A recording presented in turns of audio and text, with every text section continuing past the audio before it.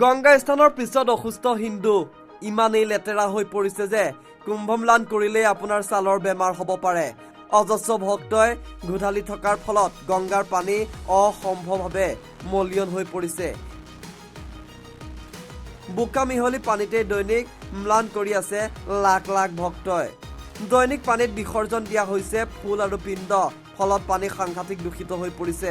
গংগা ম্লানৰ ফলত পাপ খণ্ডন হ'ব বুলি যদি আপুনি ভাবিছে তেন্তে ভুলকৈ ভাবিছে। গংগাত গা ধোৱাৰ ফলত পাপ খণ্ডন নহ'লেও আপোনাৰ এলাৰ্জি কিন্তু হ'বই। আমি দেখুওৱা দৃশ্য দেখিলেই এই কথাটো আপুনি বুজি পাব। মহাকুম্ভ মেলাত গংগা ম্লান কৰিবলৈ বিশাল এলেকা নিৰ্ধাৰণ কৰি দিয়া হৈছে, কিন্তু গংগাৰ বক্ষৰে বৃহৎ এলেকাও সদায় ঘোধালি লেতেৰা কৰি পেলাইছে ভক্তই। সেই পৰিৱেশ জঘন্য হৈ পৰিছে। তেওঁলোকে ধৰ্মীয় নিয়ম পালন কৰি পানীত পুষ্পাঞ্জলি দিছে। তদুপৰি চাকি জ্বলাইও নদীত উটুৱাই দিয়া হৈছে। ফলত পানী হৈ পৰিছে তেলযুক্ত।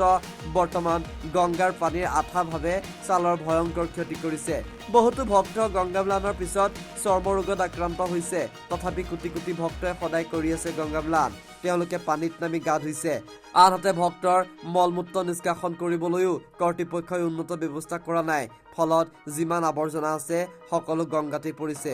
উন্নত স্বচ্ছতাৰ ব্যৱস্থা নথকাৰ বাবেই কুম্ভ মেলা হৈ পৰিছে প্ৰদূষিত। News desk report, new Assam news.